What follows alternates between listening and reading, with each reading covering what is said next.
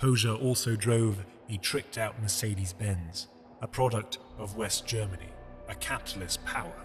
Private property was illegal and private vehicles therefore also prohibited, but this did not seem to apply to Enver or many of those in his cabinet. The average person would never see a car, with there being only 1,265 private vehicles in the entire country. Inside his isolated manor in Tirana, Hoxha's study overflowed with translated literary works from the libraries of the enemy. Nietzsche, Shakespeare, Dostoevsky, Christie and Machiavelli all sat on his shelves, their spines peering out into a world in which they did not belong. Much like how political dissidents under his rule were put behind bars, literature too was imprisoned, but he made sure his library was free from scrutiny. In Albania, Hoxha's death was accompanied by a period of extreme public distress.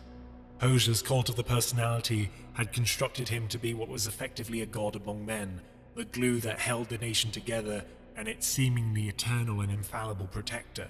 Albanians wailed and screamed at the sight of their dictator's coffin, while others looked somberly onwards, displaying their deference to their beloved leader.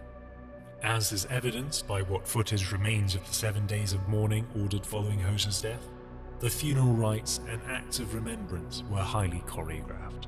Throughout Hoxha's entire life, he had been careful to present himself as the sole cause of Albania's good fortune.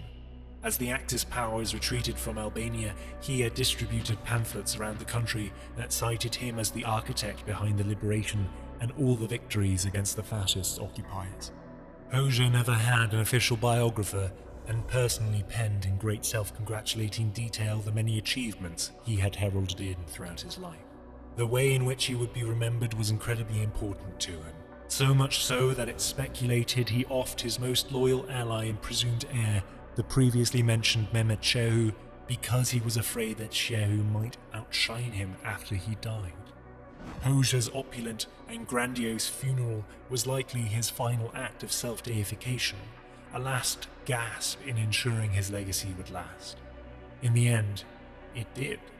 It outlasted even the communist state of Albania, which fell to ruin in 1992.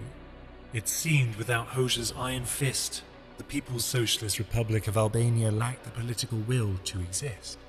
Albania opened up to the world.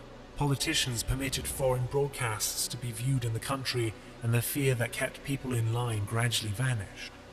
Hoxha could rule from the grave only for so long, and with his death the collapse was almost inevitable.